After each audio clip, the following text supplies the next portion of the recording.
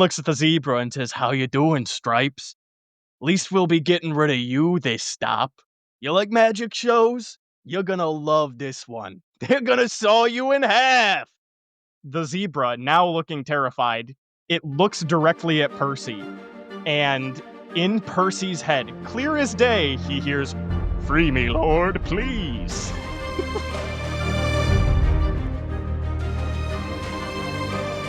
Hello, and welcome to Notes from the Oracle.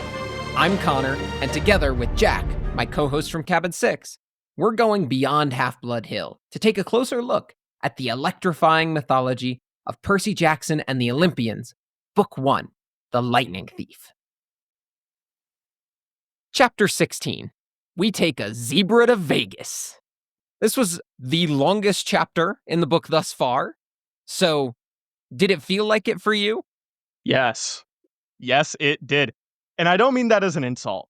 There was just a lot here. This was a busy, busy chapter. It definitely Truthfully, was. I feel like it could have been broken up into two. Fully agree. There's such a natural split point, but at the same time, I understand why they're one chapter. But I think we'll get to that later. Yes, I could definitely see Rick being like, probably thinking the same thing. He's like, do I just split this up or do I just keep it as one long chapter? I don't necessarily think it was a bad move keeping it how it is, but there were definitely, as I was getting to like the back quarter of the chapter, I was flipping ahead a few pages being like, how much longer is this? How much more do we got? It gets you very far, because after this, we are moving into the underworld proper. So it's like everything that you still have to do, we got to do it now. We got to Yeah. get through all of that. And it actually, in a couple of ways, reminded me of the St. Louis Arch, followed by the plunging to death chapter, where Yes. the plunging to death chapter is very, very short, but just long enough to be its own thing. And I think the Lotus Eaters part of this chapter is just not that long. I mapped it out. It would have been the shortest chapter in the book if you cut it into its own thing. Which let's put a pin in that when we get to that point of the chapter, maybe when we're Absolutely. doing the end of the chapter recap, because I have thoughts on that. Let's just get into it. And we start right off. Percy, aggressive as always, confronting Ares, saying, "Hey, dickhead, that was a trap. You knew it was a trap. We got you what you wanted. Help us out now." Ares, again, slightly amused, says, "Hey, you did it. Good job." I appreciate, again, just a little piece of the magic in the world, which I found very fun, which is that Ares grabs the shield, which is just a traditional, like, rounded buckler Greek shield, and he spins it around in the air like a pizza dough, and as it's spinning, it changes forms, melting itself into a bulletproof vest. That's fun. That's That's a really cool cool. modernization of, like, of course, Ares, that would be his shield. It would just be Kevlar. It's such a natural transition for his role across time that I loved that. Because that is the Mhm. modern equivalent of a shield, more so Yeah. than it is of armor. And he has upheld his end of the bargain. He's gotten them their ride. Though the whole thing, and starting with Ares here, honestly, when you get all the way to the end of the chapter and then come back like we do to prepare our notes for the show, almost kind of blindsides me, because you get so far from all of this stuff with Ares that you forget that you haven't wrapped that up with the previous chapter. Yeah. It's a full chapter. We go a lot of places here. We go a lot of places, and I totally agree. It's definitely not something I would have noticed just reading through it initially, but going back and being like, "What the fuck? This wasn't wrapped up yet?" Like, what do you Yeah. mean? It flows nice and smoothly through the chapter, but you just Mhm. wouldn't expect it to have started and ended in such different places. Yeah. And Ares is where we start, and he is being a dick. Percy's right. Percy's like, you knew it was a trap, because he did. And then he's like, well, at least where's our ride? And he points over, and he has gotten them the Kindness International Humane Zoo Transport. Warning, live wild animals. He just says, go in there, go have fun. You're kids, right? What's the difference between a child and a wild animal? True. Explains Clarice Actually so LaRue, doesn't true. it? It does. And he says, honestly, not a bad gig. It goes straight to LA. There's a pit stop in Vegas. Easy breezy. And he's really sweetening the deal here. He's so appreciative, Connor. He's so appreciative of these little demigods. He hands Percy a free blue nylon backpack.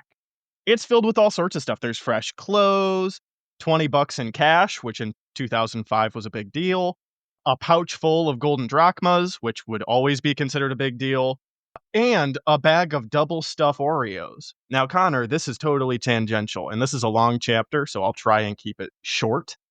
I was once again reminded that double stuff Oreos, it's spelled with only one F in stuff. I genuinely thought that was a typo, and I remember, I don't know if you recall this, Connor, but like a year ago, I sent a picture to you, and I was like, "Connor, you'll appreciate this. They misspelled stuff on the packaging. I've never seen that before." And you said in your very Connor way, "Jack, it's always been like that. You discovered nothing." Basically caught up with the rest of the world. The best part about that is the reason that I caught it so damn quickly is because I love double stuff Oreos.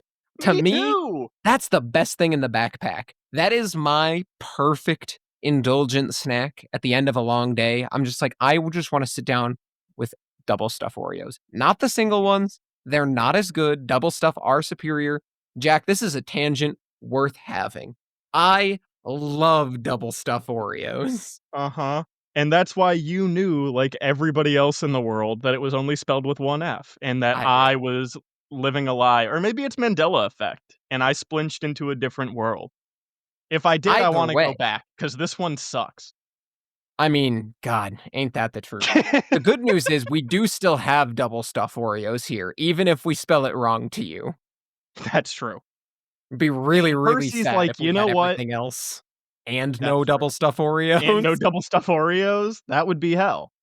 But Percy, he is not smitten with these double stuff Oreos. He says, "I don't want your lousy garbage, all right? Keep it." Grover, however, interrupts and just says, "Thank you. Thanks a lot." And they move along. The well of amusement for Ares was starting to run a bit dry, and Percy recognizes it is in fact very deadly to insult and refuse something from a god, but he has good instincts. He says, "I didn't want anything that Ares had touched." And that would be of vital importance. He does not realize that yet. And we as the Yep. audience also wouldn't realize that for a while. But those of us who But have read and gotten through this before are well aware that this backpack has one other hidden object within it, and it's a nuclear lightning bolt. yeah, they're under the Oreos. It's easy to miss. But Percy, again, not noticing that, slings the backpack over his shoulder, says, "You know what? I'll take it. I don't like that this guy's being a bully. I don't like that he reminds me of all the people I hate in the world, but whatever. We'll take all the help we can get." Yeah, gotta do what you gotta do And at some point. and he realizes a little bit more selfishly, "Oh shoot, people are looking at us and taking pictures of us. That's not good because I'm a wanted criminal, and this is not gonna look good in the headlines tomorrow." I think he specifically says the headline would be 12-year-old outlaw beats up defenseless biker. Which is just so perfect. Although, it is important to point out that this is actually a really good thing for him, because this will end up being the evidence all along for a lot of people that helps them to reshape the mist in their mind, because the mist just shows them what they think they saw, to Mhm. realize, oh, Percy wasn't doing this. He was kidnapped by this biker. And that's like Mhm. how he gets out of being in legal trouble. Yeah. So, No, it's smart. actually a good thing that they're taking pictures of him. So, Mhm. the thing they think is good is actually bad, and the thing they think is bad is actually good. It's a fun little How tragic. twist on that page. But there is one other thing that Ares has promised them other than a ride, and that is information on one Sally Jackson. And I love that Ares truly is the perfect asshole because he knows what Percy wants and he only gives him just enough to torment him further. He says, "You sure you can handle the news? She's not dead." And then he leaves. Yeah. Well, he does explain a little bit. as Percy is having his Star-Lord "what" moment. The camera lens is zooming in, everything is starting to spin, and Ares says, "She was taken. The Minotaur didn't kill her, she was turned into a shower of gold, right? That's metamorphosis, not death. She's being kept." And Percy reasonably says, "Why?" To which Ares provides a very reasonable response. "Hostages. You gotta study war, kid. You take somebody to control somebody." And I love this little back and forth.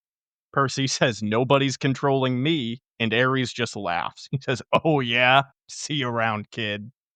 That was a real damn good line. I really Mhm. enjoyed that because Ares, of course, is also privy to the dramatic irony that on a first read, you as the reader are not even privy to, which is that Percy is absolutely being controlled by Ares in this very moment, but also Mhm. Luke and Luke. Kronos and Uh-huh. Hades. He's Yep. being controlled So many by people. everybody. Dude, the puppet masters are getting their strings all wound up together. It's a mess up there. Percy, of course, ever himself, yells an insult as Ares rides away on his motorcycle. He says, "You're pretty smug for a guy who runs from Cupid statues." Which again, a reference to the Roman god, which at this point, I doubt Rick was thinking too far ahead when it comes to the rules of the Greek Roman pantheon stuff. But I seem to remember, and Connor, feel free to correct me if I'm wrong. Shouldn't that give him like a conniption fit? Shouldn't he be like, "Don't say that"? So that was specifically because the Greeks and Romans were starting to interact more. So I think right Mm, now, especially because Cupid's like a pop culture icon, you could write it off that way. But the biggest deal was when you called them by the wrong name. So if you called him mm, Mars, that might have actually sent him into a little fit. I think referring to gotcha. other deities is less harmful, especially for someone like Cupid, who frankly goes by that pretty frequently in a modern context. But by the time of the later series, absolutely, that is a Hmm. thing. That's But fair. they've gotten the information they need, the supplies they need, and the transport they need. And so they hop in and they are headed out of Denver, which Percy said that he didn't like it and he'd seen enough of Denver. He literally saw the worst parts of it, a Yep. shitty little dive bar, an abandoned Uh-huh. water park, and that's it. I I was about to say he had not seen enough of Denver. He saw the absolute garbage of Denver, and Denver's lit. There's a lot of great stuff there. So Connor, here's your time. I'm rolling out the red carpet. What are top 3 things if somebody's in Denver? What should they see that Percy didn't? First thing, go into the mountains, literally anywhere. If you're looking for somewhere close, Mount Falcon. If you're looking to go a little further, go to Estes Park. It's beautiful. Next thing, Union Station, the like main part of our downtown area, which is so cool. There's a whole bunch of shops and restaurants down that way, but there's also just Union Station itself, which is a gorgeous, functional train station. And then if you're willing to go a little bit further, I'll go a twofer because I'm breaking the rules and going outside of Denver, but take a day trip, drive an hour, and either go to Pearl Street in Boulder or go to Garden of the Gods down in Colorado Springs. Just beautiful stuff all around you. You just have to look and not be intimidated by mountains. Though he is a child of a sea god. I'll cut him a little slack. Hey, I'll co-sign all of that. Those places are great. Anyways, that's enough pandering for Denver. We are now in the worst travel arrangement that the group has had thus far. Which is saying They something. are in Oh, yeah. They're in a dark trailer that smells like the world's biggest pan of kitty litter. This is where we get to learn that Percy really does have a fantasy sword because he uncaps Riptide, and the blade, of course, it's gotta glow faintly with a magical light. Not something we knew before, but it can do that, of course, it's a magic sword, it's gotta be able to glow. And Yeah, it we fits. see something that Connor, here's a little bit of Jack lore. I remember this entire section because as a child reading this, it used to make me cry. It always made me so sad. Honestly, I don't blame you. This shit is awful. These two zoo animal handlers are some of the most comically evil people Oh, that I yeah. have ever seen in media, but specifically for like Percy Jackson stuff. The fact that they deliberately give all the animals the wrong food The wrong just to be food. assholes? Yeah, Why? What is the they're point just of giving the zebra ground beef just to be a dick? they're like Captain Planet villains. It's just Yes! cartoonishly bad. It's insanity. Someone is presumably buying these. Even if you are truly evil, and you are, and you're transporting these for cruel, awful reasons, someone is going to be purchasing an end product, and if they're like, "Why is my zebra sick?" And they're like, "Oops, we didn't actually feed it the right food," you're not gonna get any business. Well, You're yeah, just an let's idiot. break this down. Let's break this down. So, Percy casts the glow of his blade over the trailer, and there are these filthy metal cages that have 3 animals in them. One is a zebra, a male albino lion, and then Percy refers to the last one as some weird antelope thing, so maybe like a gazelle or something. These are animals that would be considered exotic, especially the albino male lion. Yeah. If people are buying these, they're probably very rich. Because again, this is a smuggling business, we find out. This is not above board. They're Yeah. not going to a zoo or rehab facilities. If I were a multimillionaire or billionaire that wanted my male albino lion, I'd be so fucking mad that it wasn't treated the best possible. Yes! Because now it's worth less. Dude, that is exactly what I'm saying. They are actively shooting their profits in the foot. Yeah. The fact that there is a birthday balloon tied to what is, I'm gonna guess, like an antelope, like you said, is insane. You just casually had these at some midlife crisis birthday party for whoever hired this, and you left the balloon on there? Why? Uh-huh. You're gonna Yeah, get to whoever you're selling this to, and they're gonna find out that you've been renting it out before you actually gave it to them? I'm gonna read through the conditions of these animals. So this is what Percy's looking at. Someone had thrown the lion a sack of turnips, which he obviously didn't want to eat. The zebra and the antelope had each gotten a styrofoam tray of hamburger meat. The zebra's mane was matted with chewing gum, like somebody had been spitting on it in their spare time. The antelope had a stupid silver birthday balloon tied to one of his horns that read, "Over the hill!" Apparently, nobody had wanted to get close enough to the lion to mess with it, but the poor thing was pacing around on soiled blankets in a space way too small for him, panting from the stuffy heat from the trailer. He had flies buzzing around his pink eyes, and his ribs showed through his white fur. Like, what the fuck? That's horrid. No wonder I was bawling at this as a child. I was introduced to human cruelty at the age of like 10. Yeah, no kidding. Right here in these 2 paragraphs. I suppose the small bit of good news that comes out of this is if you started this chapter really sad because of this, by the end of the chapter, that will be resolved and you can rest easy knowing that Grover has put his satyr sanctuary on these animals, so they're That is true. destined for better days, which is very nice. But that hasn't happened yet. And right now, we are stuck in this trailer for several hours, and Grover is pissed. He says, "This is kindness? Humane zoo transport?" And I love that Percy recognizes he probably would have gone right back outside to beat up the truckers with his reed pipes, and I would have helped him. Good guy, But too Percy.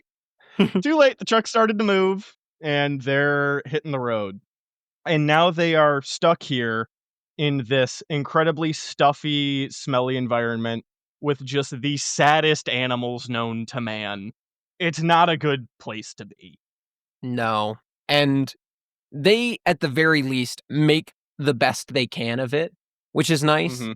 because we start to get another one of those moments where throughout the middle of this book, we get quite a few really good team bonding moments. And I love that Percy reveals that he has clearly put it all together. They're asking about what Luke had said, and one of the things that Percy brings up is that Luke said specifically, no one would turn into a pine tree this time. And that is the moment where Grover's like, all right, I should have told the truth from the beginning. Let's level the playing field. And Mhm. Percy actually interrupts him and is like, no, no, no, I've got the whole story. He says, "You were the satyr who tried to rescue Thalia, the daughter of Zeus." Grover nods, and the other two half-bloods Thalia befriended, the ones who got safely to camp, Percy looks at Annabeth, "That was you and Luke, wasn't it?" And he is correct on literally every front. And I like Yeah. that at this point, they're really starting to open up to one another, see where the other is coming from. We get a few more extra details for timeline. So we know that Luke is somewhere between 18 and 20 now, if that was Yeah. roughly 5 years ago.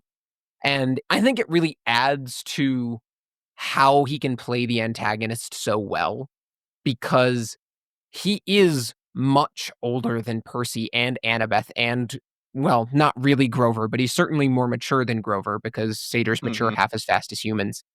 So, all of that being said, it really makes so much more sense now why they all trust him so implicitly. He is an Yeah. actual adult at camp, especially in their eyes for as young as they are. I just think that that's another really good detail that helps to embolden why he's this trustworthy figure that they just never suspect.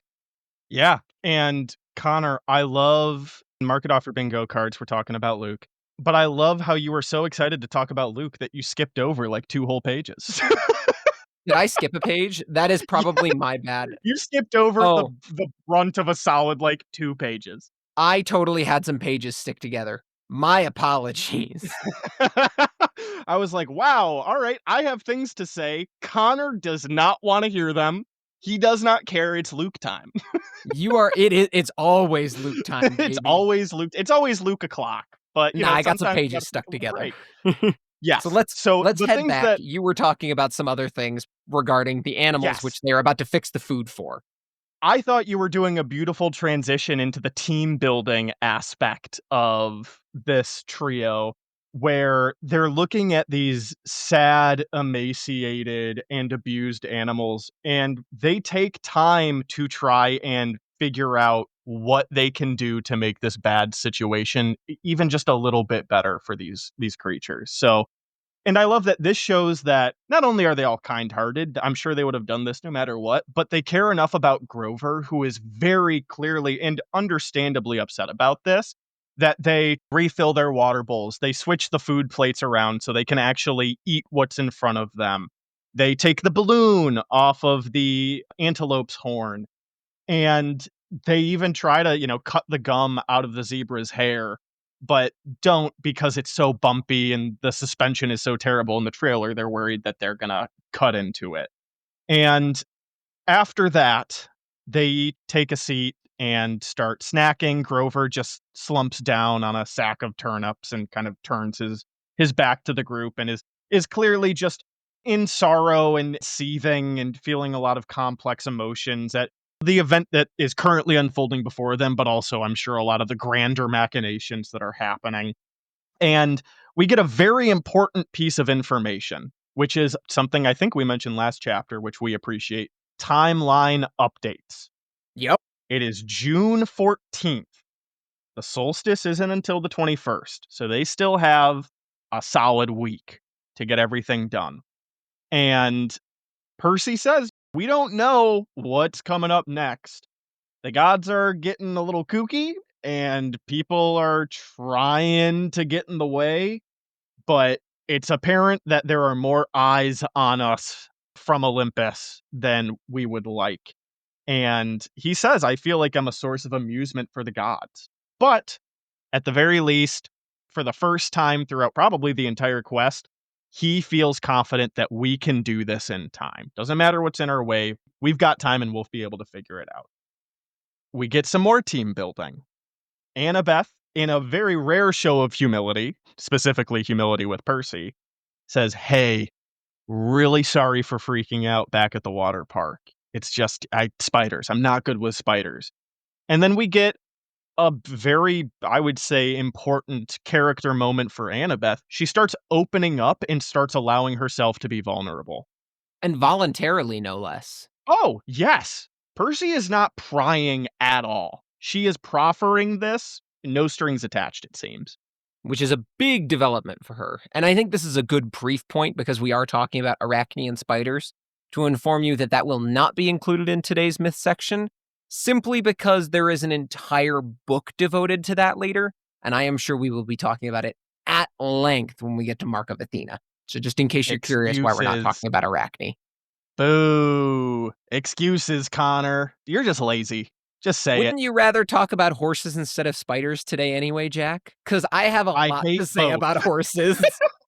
I hate both, so I guess I'd rather it be horses. Valid. I've mentioned before, I'm violently allergic to horses, so That's hard true. pass for me too. Before we move on, though, we love making this show, and we're always looking for ways for it to reach new audiences. The best way for us to do that is with your help. So, leave a comment, leave a review, and most importantly, share with your friends. But I did have something to say about Luke. Now we get to when they talk about Luke's message. Now we get to when they talk about Luke's message and Thalia and Annabeth and their journey. I did have some notes here. One, maybe this is just because I knew all this going into the book. I thought it was kind of obvious at this point. I guess Percy is just saying stuff pretty matter of fact, like he'd figured it out. But there are a couple lines here where it almost feels like it's supposed to be this big revelation. Like, you were the satyr who tried to rescue Thalia. And Annabeth, you were there too, with Luke. And it's like, yeah, I feel like that's old news. Don't we know that? One of those subtle moments where it's like, wow, this is a really well written mystery novel to the point where if you're paying attention and reading it one chapter a week, you know all of this already. Yes. And if you're maybe a 12-year-old running through the book, you go, whoa, that's amazing. I Yeah, never see, knew. so I was about to say also a moment where you're like, yep, this is for children. I am a grown adult reading a book for kids. And I just need to sit and think about that, maybe a little bit of introspection and see how I feel about that. I decided I feel okay with that. I read enough for grad school that I'm cool with reading middle grade fiction. There you go. I'm going to allow myself to feel smart for figuring out this mystery that one, I already knew the end to, and two, is meant for kids. Hey, you deserve it, because I'm right there with you. I spend most of my day writing code and reading documentation, which is incredibly dry. I am always so excited to pick up a book that has literally any flavor. This is like eating Yes. the most delectable cheeseburger after Mhm. subsisting on dry Wonder Bread and a single Saltines. slice of ham for months. Yep. Saltines and water. That's what I'm going to school for. Mhm. We get a little thing here that maybe this is me reading a little too into it. Maybe this is me, once again, being an adult and reading too far into this child's book. But Grover, it's as he's explaining what his mission was. He says, I was supposed to escort Thalia to camp, only Thalia. I had strict orders from Chiron. Don't do anything that would slow down the rescue. We knew Hades was after her, but I couldn't just leave Luke and Annabeth by themselves. I thought I could lead all three of them to safety. And I underlined that his orders came directly from Chiron. I So wrote, this "What is the fuck also is with this guy?" bingo sheets, check it off, fuck Chiron. Fuck Yes! Chiron. And this is yet another example of how Camp Half-Blood in the demigod world runs on a strict hierarchy of some kids' lives are worth more than others. And you know what? If I'm gonna be cold for a second, yeah, I mean, it's true. In terms of just raw power and world-changing ability, Percy is worth more than Hermes' child number 27. All right, but they shouldn't have to be in an environment where they have to need that hierarchy. It's not Lord of the Flies. And what's worse, I think, from all of is this is because Chiron knows the great prophecy. Mhm. And so Chiron is specifically prioritizing Thalia because he's afraid of what she might mean. Yeah. He just wants to get it over with. That's what this is. He's like, ugh, I have been dealing with this looming prophecy for so long. Can we please just deal with it already? Let's just I get am it. willing to Get sacrifice to the it. lives of two other random children to just not have Yeah. to worry about this anymore. That's his Mhm. whole argument. Yeah. At a higher level in terms of like overall utility, I get it. It's still really fucked that that's the decisions that had to be made. So once Absolutely. again, hashtag Luke was right. Facts. Facts. Hit him with it. The thing that I actually was going to pivot to from there is we then start talking about Annabeth says, "Hey, no one blames you. Thalia didn't Mhm. blame you either." And Grover then follows up with, "Her death was my fault. The Council of Cloven Elders said so." And there's a couple of things I want to talk about and break down there. Firstly, Yeah. is that Annabeth has forgiven him totally and completely.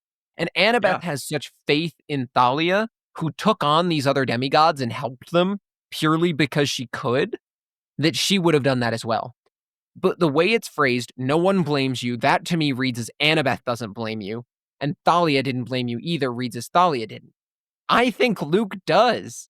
I think for everything Luke says, and for the fact that he does still have empathy for Grover, I don't think he, hates Grover for it, but I do think he blames Grover for being complicit to the system.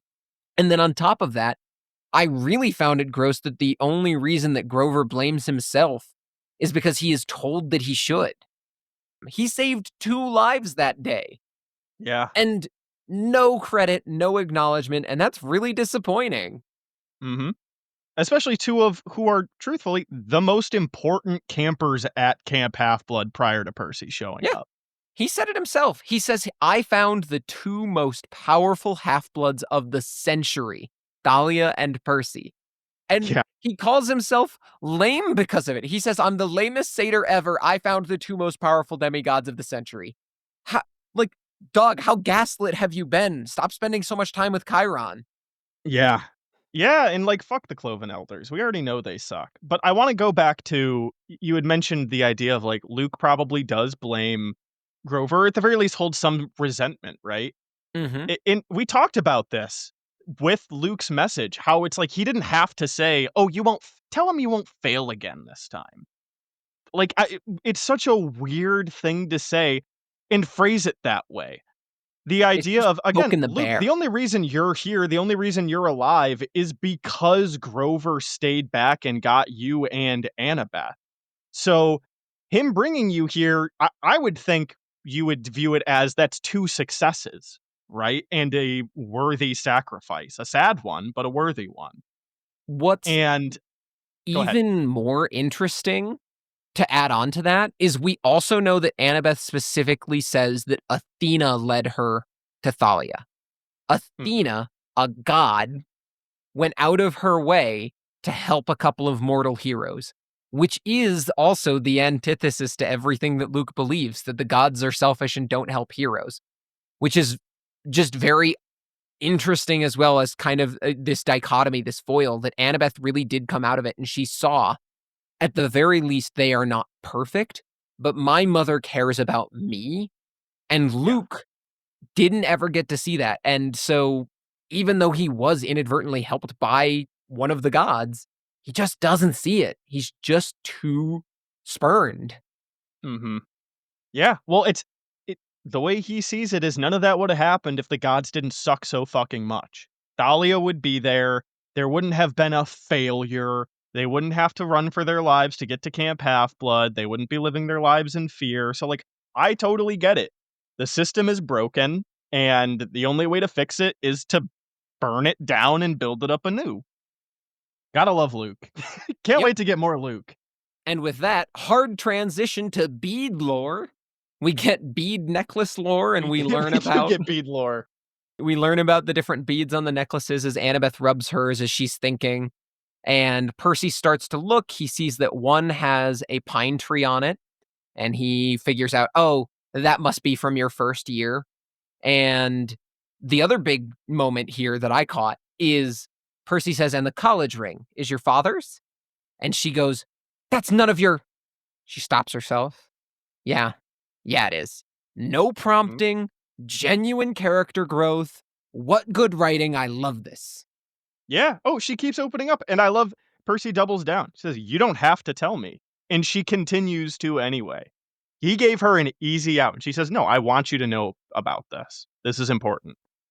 And I thought that was really cool. So she opens up about her dad and how he actually sent her a letter a little while ago 2 summers ago, and that the ring was his, quote, "main keepsake from Athena." He wouldn't have gotten through his doctoral program without her help, and he wanted to apologize for being a jerk, and then he missed Annabeth and he wanted to spend more time with her.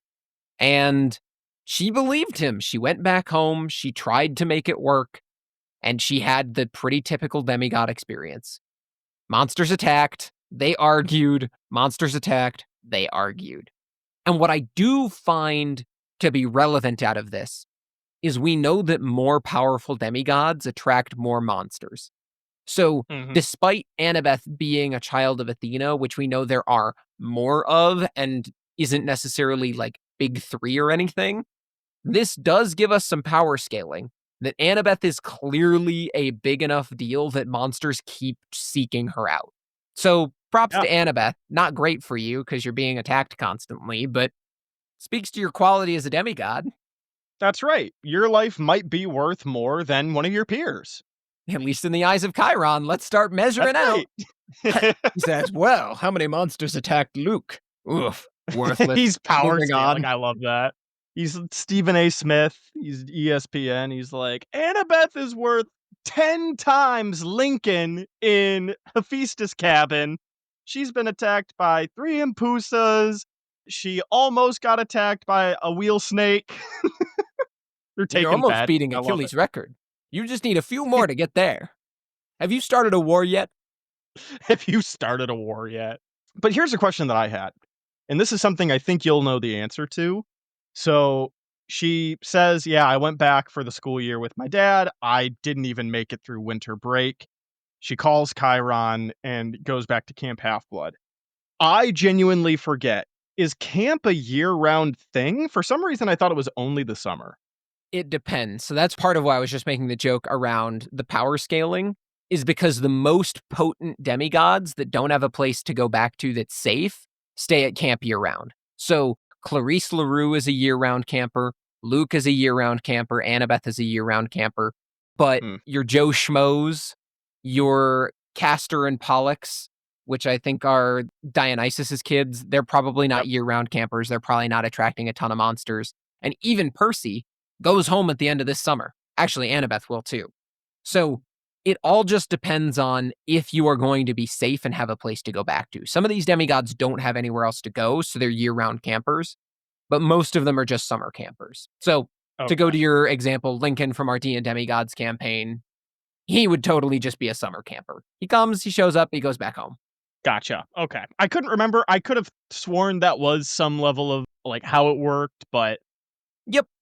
And so with that, they move on. They've now talked about the different years they've been there. We do get a fun little detail as Annabeth talks about some of what the other beads are for. So the mhm, different beads that she has acquired are the pine tree for her first year, a Greek trireme on fire, that's for her second year, a centaur and a prom dress, that's for her third year. And we know that Annabeth has been there for 5 years. Her fifth year is going to be this year's bead, which is going to be the trident on a black background to represent their trip to the underworld and the importance of Percy being a child of Poseidon. I hate this because Percy interrupted her. We have never canonically gotten to know what her fourth beat is, oh, and really? never will probably. Yeah, it is not in any book across any of the series. It's not in Heroes of Olympus or Percy Jackson and the Olympians. It's not even in fucking Trials of Apollo or The Sun and the Star. Damn. It is nowhere. That's it. It frustrates me. And now the whole world has to know that we only have the first three and not the full first four of Annabeth speeds. Hmm. That is incredibly frustrating. Yep. But that is all of that. So we learn about the beads. They start talking yet again about how the gods are dividing up because Ares was talking about that last chapter. Yeah. And I love this interaction between them. it's It really good. really this and honestly, this entire interactions throughout the chapter, it's really the turning point with Percy and Annabeth's relationship. Friendship right now, but just overarching relationship. Obviously, them being in that death trap together, it was probably the moment, but this is where we can really see things shifting towards a lifelong camaraderie. Yeah, the And results of that shift. yes, Percy has put in the work and earned Annabeth's respect and loyalty, which is hard to get, I would have to believe. And I just love as they're talking about what is truthfully right up Annabeth's alley, war and the preparation of war and the politicking up until that point and what's over the horizon. And Percy asks a very good question. So will it be Athena versus Poseidon? And Annabeth puts her head back against the backpack and just closes her eyes, says, "I don't know what my mom will do. I just know I'll fight next to you." God, I love the power of friendship. That shit goes so fucking hard. It is incredible because all we've seen from Annabeth with regards to her mom is that she trusts her and her judgment implicitly and explicitly. And she is now saying, if it gets to an actual war, I will go against my mother and likely the rest of my siblings because Which you have earned that from me. that is some of the most Athena child coded stuff because it says, Oh, yeah. even when it comes to my own mother's utmost wise decisions, if I know the truth, I have the real wisdom, which is so cool. Mhm. And I have to think there's part of her that's like, "Mom wouldn't do this. She's smarter than that. Mhm. It won't come to that point. But if it does, then I know what side I have to be on." And it's not a matter of being on the side of Poseidon, it's being on the side of Percy. Yeah, which is just awesome. I just love all of this right here through them understanding and finally realizing what the other's motivations are. Mhm. Well, and I think But she's also seeing now she may have been a bit skeptical of, like, is Percy actually does he actually give a shit about Grover, or is Grover just a means to an end? And she's now seeing properly, no, Percy cares immensely for Grover. And not it's to not bring it just a, back, "Hey, that was a really nice thing. You know, you really didn't you really went out of your way to do that." Percy just says, "I meant it. Like, I would have done that no matter what." Just like how even slightly before, we're now going so out of order. We're going even further back when Annabeth is like, "No, Grover, it wasn't your fault. Nobody blames you." She kicks Percy to urge him to fall in line and say something. And Percy says, "I would have done that even without the kick." yep. I think that all of this, again, gives me some inclination there is an implied comparison to her previous adventure, her previous time out on the road with other demigods. It makes me think that this is the type of thing that Luke might have taught her. Hey, you need to be nice to this satyr because he would have just left us and we would have been left for dead and he could have just left with Thalia. So Mhm. she's almost learned some of these habits of give compliments where they're due, but just so the person helps you. And so it's almost that adjustment period of, oh no, you're not Luke. You really are different and better. Yeah, these are sincere words of affirmation. Yeah. And that's really cool. But speaking of Luke, we really see all of this is actually, it's worth it because he actually is in this chapter, whether you realize it or not, or rather, whether Percy realizes it or not, because he most certainly does not. But unless there's anything else you would like to add about their little team bonding session, we're moving on to some demigod dreams. They start as a pretty normal, or at least normal enough for Percy, nightmare where he is being forced to take a standardized test. It's just awful. And of Mhm. course, in this dream, it does start to veer into kind of his demigod comparison where he sees Thalia, the daughter of Zeus, and she's also struggling at the desk, tied up. And then things start to pretty quickly shift. And he falls toward Tartarus. And now we're getting the actual important interaction here. The voice from the depths, which is Kronos, says, Percy Jackson. Yes, the exchange went well, I see. And he's back in the dark caverns, the monstrous voice where he can never really figure out where it's coming from. And he suspects nothing. And then I like that it writes another voice, one I almost recognized, answered, by Percy's shoulder. Nothing, my lord. He is as ignorant as the rest. And the speaker is invisible. Well, that's odd. Don't we know of a certain miscellaneous artifact that makes people invisible that's currently been misplaced? Hmm? So, Luke is Connor, I'm an invisible. idiot. I didn't put that together. I thought it was just weird dream nonsense. Nope. The reason that he can't see him is because Luke is quite specifically invisible using Hades' Helm of Uh-huh. Darkness. He can also travel through darkness using the helm, which is how he's down talking to Kronos at all. Double fun That fact. makes a lot of sense. Okay. Mm-hmm. And so Kronos muses, deception upon deception. Excellent. And Luke at this point is like, truly, good plan, Kronos, but couldn't I have just done the deed? And he's like, no, you're an idiot. Moving on. Yeah, Not I what he love says, he said, but "You have already shown your limits. You would have failed me completely had I not intervened." It's like, what does that mean? And also, again, throwing this out there, we keep saying Luke, we don't know that this is Luke at this point. Like, nope, if I were Percy the has audience, no idea I who it is. probably would not have put that together. In fact, I think the first time I read this as a kid, I thought it was probably Ares. I think you're supposed to think it's Ares, especially Yeah. because we were just talking to him.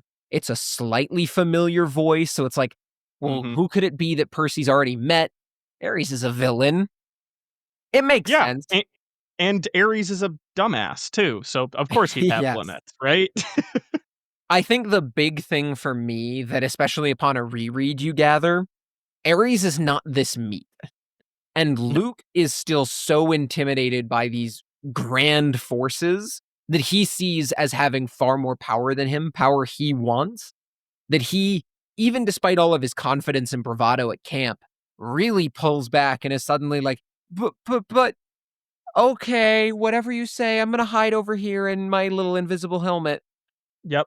No, oh, it makes perfect sense. So this entire interaction, this isn't demigod dream in the sense of, ooh, there's like images that mean something and it's all a metaphor. And how do we extract the meaning? This is Percy is scrying right now. This is literally prophetic and or happening right now, and he is just watching. Which is such a cool power that Percy has, where he can just will himself, unbeknownst to him, into seeing things of great importance. And we learn this from this interaction with Kronos. The boy brought himself hither. Yes. And I Yeah. love that No, Luke's it's response is impossible. yeah. What do you mean? You summoned him? She says, no, no, he brought himself here. And Luke is now freaking the fuck out. It's like should not be happening.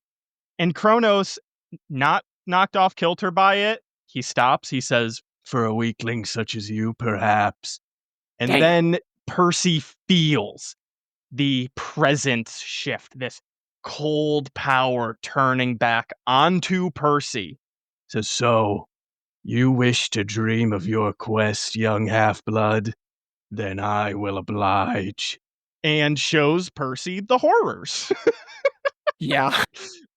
It is fucking rad. The scene changes. He is no longer in the room with Kronos and this disembodied voice, Luke. Percy is now just standing alone in this black marble throne room with bronze floors. There's a horrid throne made of human bones that are fused together standing before him. And standing at the foot of the throne is his mother, frozen in shimmering golden light, her arms outstretched. The prize. And Percy is trying with all his might to take steps forward, but he is stuck in place. He's reaching, but as he reaches, he sees that his hands are withering away, the skin and muscle sloughing off to bone, and that around him there are these grinning skeletons in Greek armor starting to crowd and suffocate him, grabbing and pulling at him, draping him in silk robes, and wreathing his head with laurels that smoke with chimera poison burning into his scalp. And as this is happening, as he's being torn and decaying and burning, the evil voice just cackles over everything and says, "Hail the conquering hero!" And then What a Percy wakes up. stinger. We learn so much in that dream. We learn the most in that Mhm. dream. We learn more about the mystery at hand. We learn more about one of Percy's powers, which is the incredible strength of his demigod dream abilities, as well as, conversely, the power of this unknown force that can see beyond the veil, that is incapable of being spied upon even through this divine dream, and then takes control. And that control is such a big part of it Yeah. because Kronos uses that to frame the hell out of Hades. The Mhm. throne, the skeletons, everything about that just screams, "Hey, I'm Hades." Yeah. It's well done because it makes sense that Kronos would toy with Percy and needs Percy yet again to think that Hades is the big bad guy. So it all just works together, fold over fold, time after time. The meaning of draping the silk robes and the laurel wreath that smoking with chimera poison, like, I really think that all of this is just to make him feel the fool, even if you win, you lose, right? yes. You're draped in silk, you're wearing the winner's laurels. Even when you succeed, you don't, I succeed. Yeah. Or your success comes with pain. You're a hero. You are crowned a champion, and it hurts. It is misery upon misery to be a hero. Mhm. And I thought Yeah. that was cool. You don't have to dive super deep to get that No. metaphor or understanding of it, but I just think it's really cool. If you are looking for a parallel, it does kind of remind me of Hercules putting on the poisoned armor. Oh, The laurels okay. that smoke with chimera poison reminds me of Yeah. Hercules' poisoned shirt. That's it. Mhm. And hey, that's another point for you for all the comparisons between Percy and Hercules. It most certainly is. And that's it. That's the whole dream. And God, what an unpleasant one it must have been. Yeah. Yep. Percy wakes up with the start, and he didn't wake up because he was terrified in the dream. He was stuck there. He woke up because Grover woke him up. Yeah, we have no idea how long he was just being tortured, Tortured. effectively just enduring awful psychological warfare. Yep. And of course, And he's Grover not out of the says, woods yet. He wakes up and "No." he immediately back to action. Annabeth says, "The truck has stopped." Or rather, Grover says, "The truck stopped. They're coming in to check the animals." And Annabeth just says, "Hide," and throws on her invisible hat. And he's like, "Oh, come on, man." Yep. Yep. Grover and him don't have a great hiding spot, so they just dive behind a couple of feed sacks, and I love he puts, "Hope we looked like turnips." It was not very convincing, and now we get to see the just overly evil goons. They are not described in much detail, they just continue to be dicks. Yep. They say, "Man, you guys stink. You guys hot? You hot in here?" They fucking throw water on their face. The lion roars in indignation. They just wave them off, say, "Yeah, yeah, yeah." And as they're, it's like, "Oh, you need food, huh?" So one of the truckers throws a squashed looking Happy Meal bag at the antelope and then looks at the zebra and says, "How you doing, Stripes? Least we'll be getting rid of you this stop. You like magic shows? You're gonna love this one. They're gonna saw you in half." And now we're learning so much about Percy's powers. On top of them just being huge assholes, the zebra now looking terrified because it understands its own mortality and apparently magic shows and getting sawed in half. It looks directly at Percy, and in Percy's head, clear as day, he hears, "Free me, Lord, please." Which now we know Percy can talk to boats and fish and horses. So his audience of people he can talk to is really expanded for the last week or so. He's slowly collecting the infinity stones of random shit that can listen to me. Yeah, exactly. He's going to be like, "Oh, I was at a toll booth and the toll booth started talking to me." Not a phantom toll booth, not again. And And Percy's stunned. He was not expecting to hear a voice in his head coming from this zebra. I like And that the entire time this does imply the zebra has been ignoring him. yes, Just yeah, putting that out he's like, there. "Oh, my liege, I don't wanna talk with you right now." If I told you hi as soon as you came in here, we'd have had to chatted the whole time, and that is I know, you too would much not social have stopped interaction. talking. Yep, I can tell you're new to this. If you knew we could talk, you probably would have led with that. Or maybe he's like, "Man, fuck this guy. He's ignoring me. Like, why won't Percy talk to me?" And so Percy is like, can I only understand zebras?" And then he finally puts it together. He's like, what did Annabeth said about Poseidon creating horses? And I'll be honest with you, I want to know. Because I looked and all she says is that Poseidon created horses. There's not actually any detail. Because God, do I have a lot to say about that. It is so much more fucking complicated than you think, but we'll get there later. Well, we'll get to that later. We'll Yeah, get to that. this horse this horse explains that the people here, they're animal smugglers.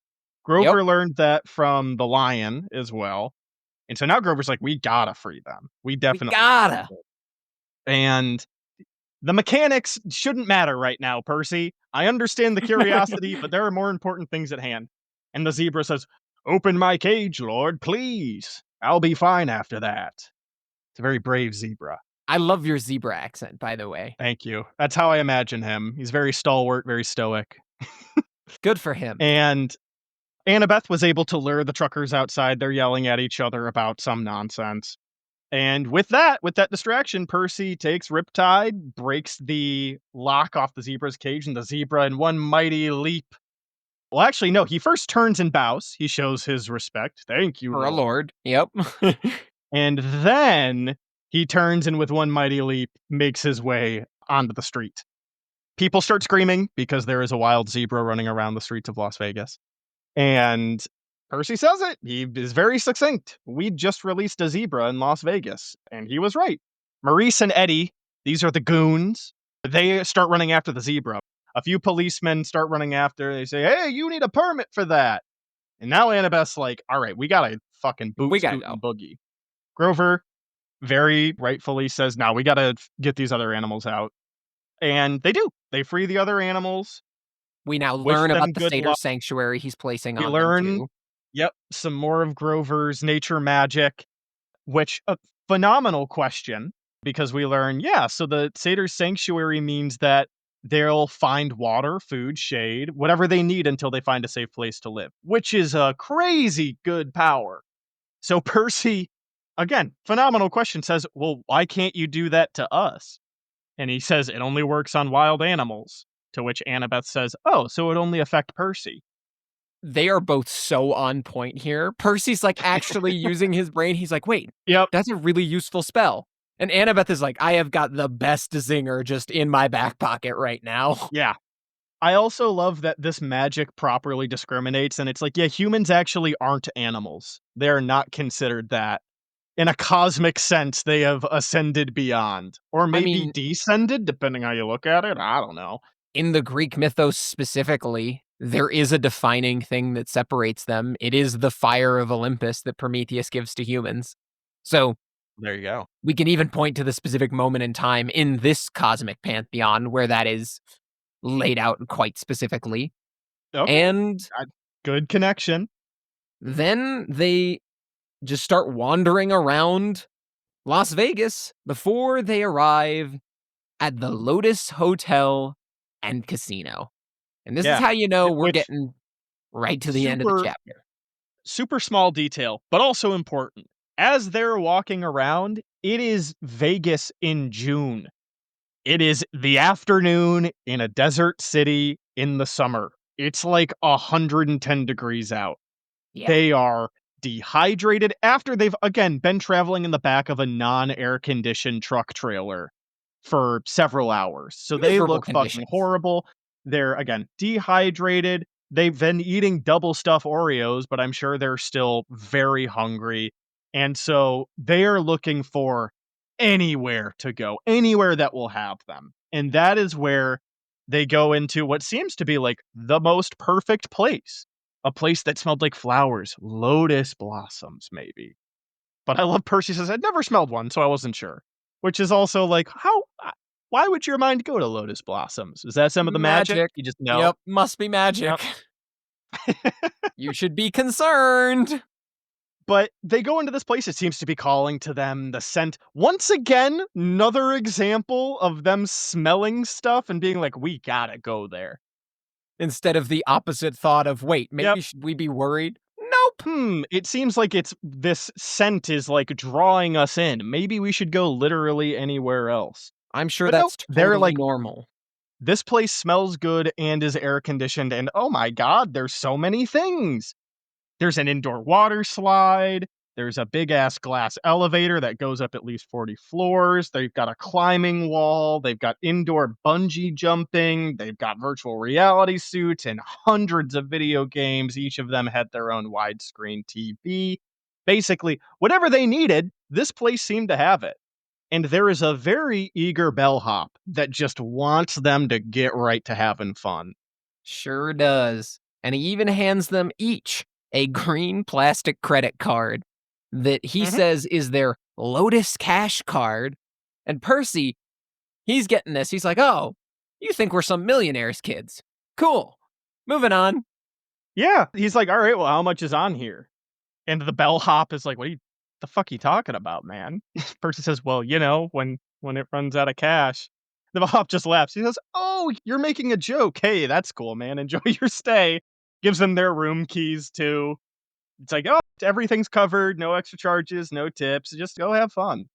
And I'm gonna be so honest with you, Connor. I'd fall for it. I'd be Yep. here forever. Yep. I would also never leave. Unless you have something so pressingly motivating that it would snap you out of it like Percy does, you would. That's the trap, and it works. Mhm. And they've been under such stress for so long, and Percy mentions it. I took a shower, which felt awesome after a week of grimy travel. I changed clothes, ate a bag of chips, drank 3 Cokes, and came out feeling better than I had in a long time. He is finally, after being on the road for this long and frankly, not exactly having the best upbringing, having actual plenty, and he is basking in it. He's loving it. This place is nothing but extravagance and opulence. I mean, dude, the balcony has its own hot tub and also a skeet shooting machine with a shotgun provided so you could skeet shoot just over the city. I do love that Percy's like, "That's probably not legal, but who cares? Who cares? It's Vegas, Sin It's City, baby. Vegas." I also love that in this world where monsters aren't really affected by conventional weapons, he doesn't think, "Man, I should probably, like, take this shotgun." It's like, "Ah, Well, that's that's useless." useless. Yep. And so they all go off their separate ways. Grover watches some National Geographic. Annabeth eventually goes off to play some trivia and 3D Oh, sim no, no, games. no, Connor. Grover isn't watching National Geographic. Annabeth is cranking up the Nat Geo channel. She is. Wow. I thought that would be Grover. You I would thought think Grover it would would want be to, yeah. Grover. Nah, he's watching Animal Planet. It says that that's very valid. I was gonna say it's because he came out of the bedroom and found that Annabeth and Grover had showered and changed clothes, so I assumed Mhm. they must both be watching TV and Grover would be the one who puts on Nat Geo. And Percy's like, "Dude, we have, like, every channel ever. Why are you watching National Geographic? Are you insane?" And I love her response. She just says, "It's interesting." Which is so based. I love that. Yep. She's she's not getting all, like, high and mighty about it. She doesn't get defensive. She's just like, "It's fun. I I like know what I this." like, and I like what I like. Mhm. But then they go off, they play their various games, and we start to get to the part where Percy is having some doubts. He meets a guy, he says Yeah. his name was Darren. He asks him some questions. Percy says, "Hey, Darren, what? What year is it? In the game? No, in real life." He thinks about it. 1977. No. Really? The guy says, "Hey, man, bad vibes. I got a game happening." Percy goes around, he asks another guy, 1985. Another guy, 1993. And now he's really starting to panic. Yeah, he's getting a little stressed.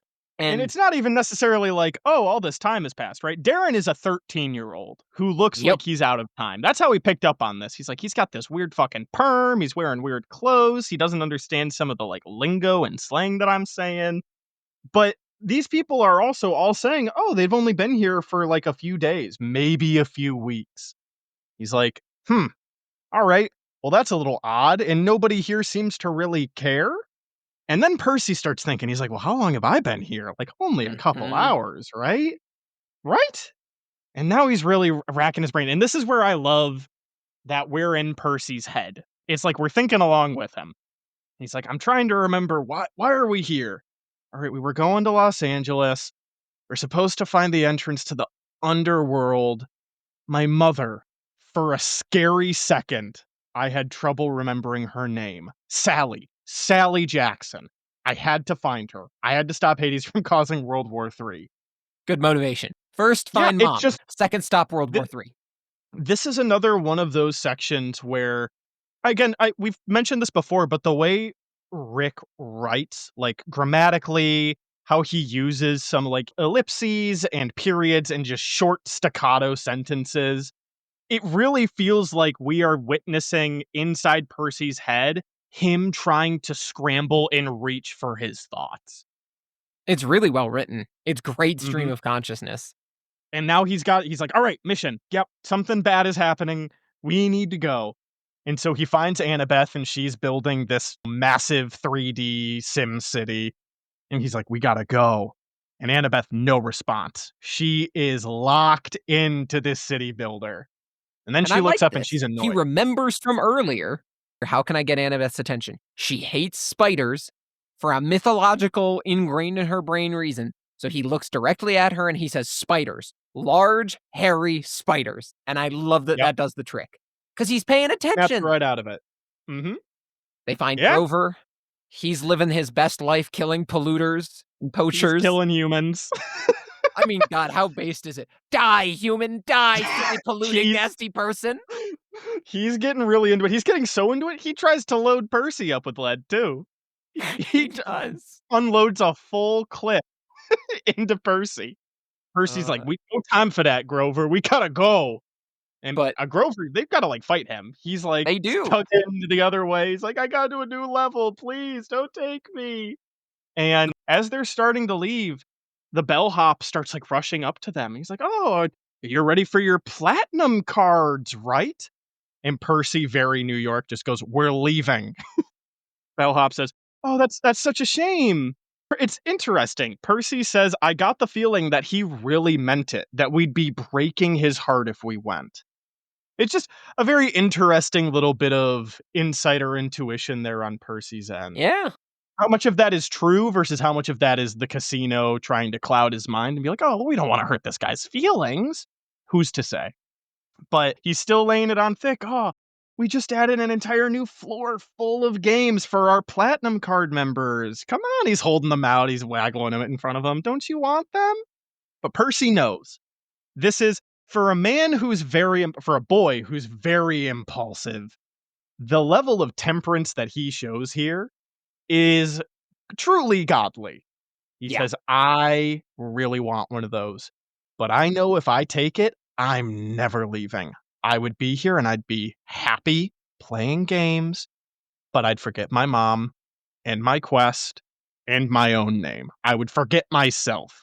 I'd be Everything. playing virtual rifleman with groovy disco Darren forever." And I love Grover. He reaches for the card. He's like, "I kinda want that." So But I'll both take that, you Annabeth and thieves. Percy both Annabeth and Percy are like, "No!"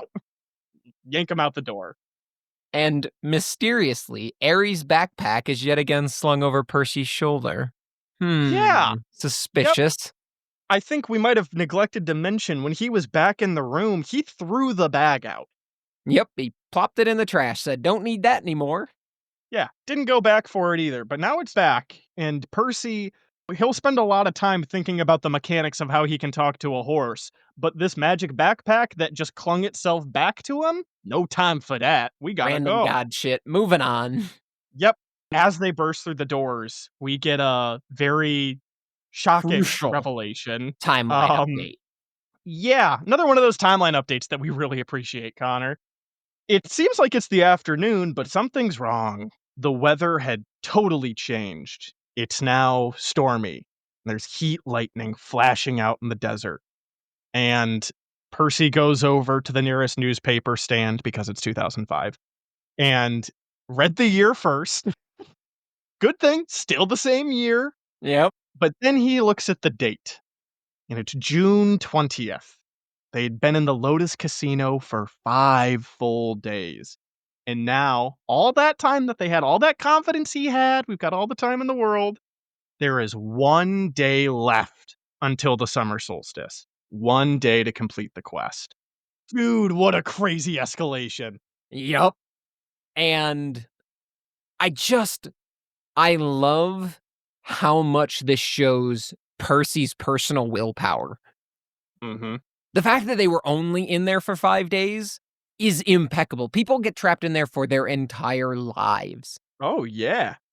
Insane that he managed to get out as fast as he did, so props to him. He And is maybe not the wisest, but his force of will is indomitable. I love how it further reinforces why Percy is as important as he is, and the power he has as this sort of chosen one character.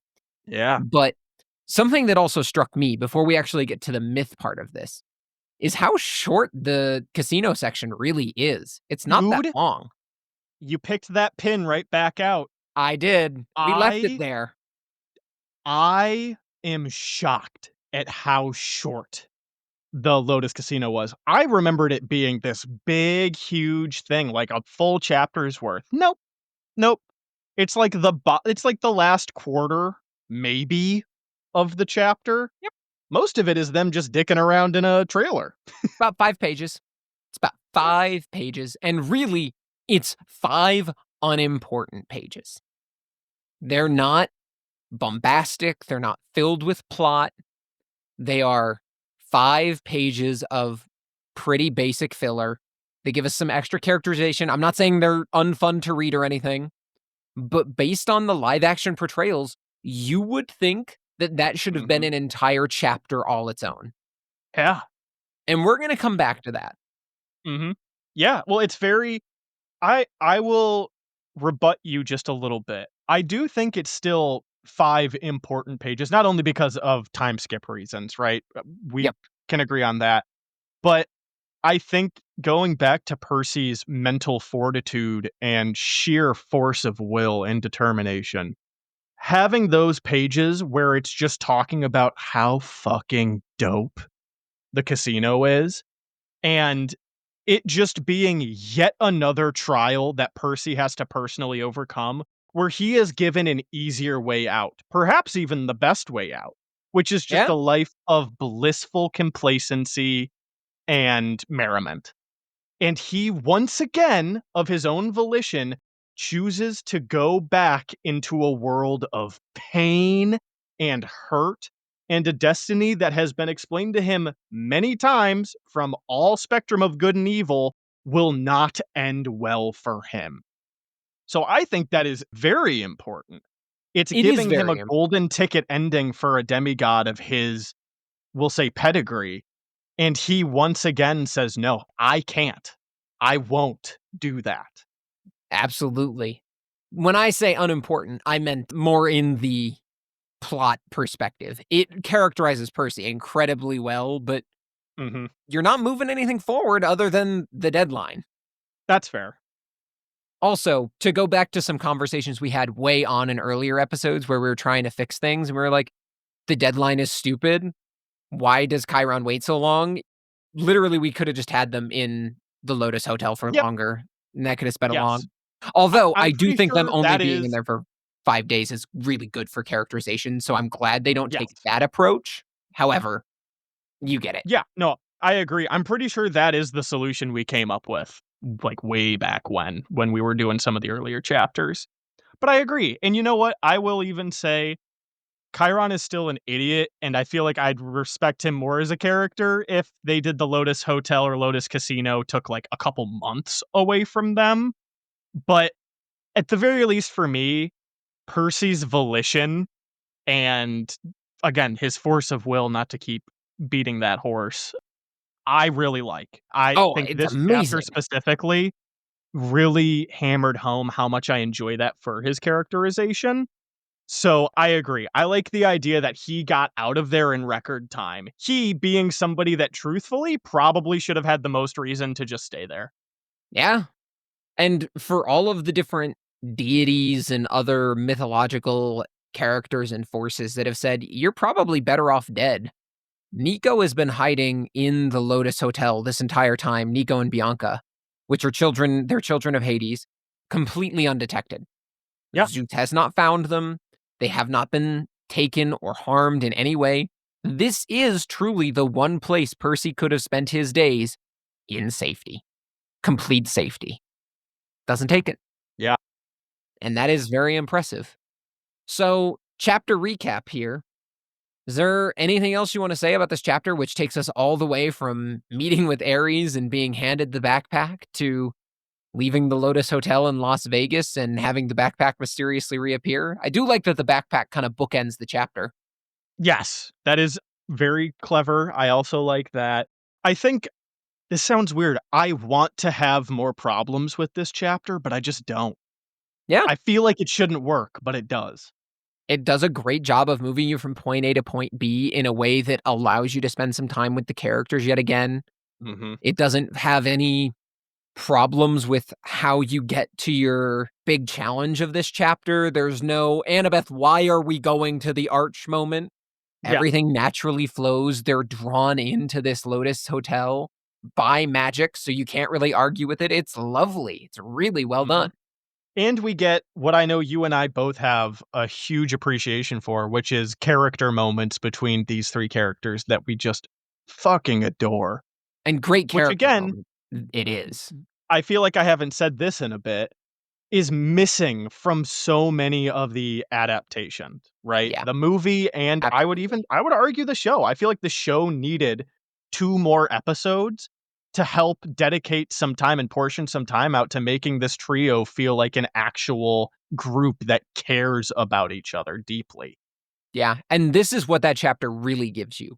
Everything in this chapter feels like they have some legitimate downtime, and we are seeing their character arcs turn toward truly positive moments of growth, which is what I want from a fantasy escapism to bookend our conversation, where we're talking about how if my real world reading where I'm doing my job is a plain bread ham Yep. sandwich, this truly is the delectable meal that just makes you feel good about yourself. And I love that. Mhm. And this chapter really hits on that.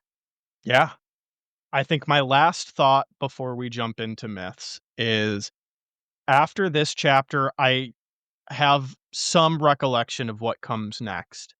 I am more than ready for them to just get to the underworld and, like, let's get with it. Let's go. Well, that's where we're headed, Uh-huh. which is exciting. And Mhm. I'm not randomly skipping any chapters or anything. We are going to be at the entrance to the underworld next chapter. So that is good. They won't be in there yet, but we'll be at the entrance. Mhm. And so, with all of that being said, I think it's time for some myths. So let's have a seat in the lovely Lotus Hotel's lobby. But don't go all the way in. You will be lost in there forever. Oh, no, I'm shooting skeet off the balcony. Are you kidding me? Oh no, Jack, it's been 3 years. But with all of that, let's actually go in reverse order this time. Let's start with the Lotus Eaters. So, the Lotus Eaters eat the fruit of the lotus, which is said to be sweet as honey. Our sources say that the Eaters were said to reside on the island of Jerba, which is on the coast of Tunisia, a real place, and actually existed. There was a people that lived there. And this whole everything that we have about the Lotus Eaters and how important it is in the book and the various adaptations of the book all come from the Odyssey, a single myth and a single paragraph within that myth.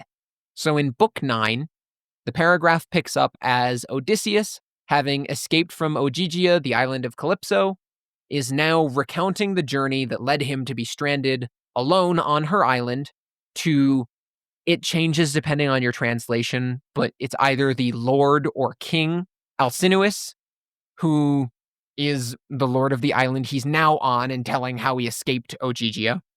And it's so short, I can read the whole thing for you.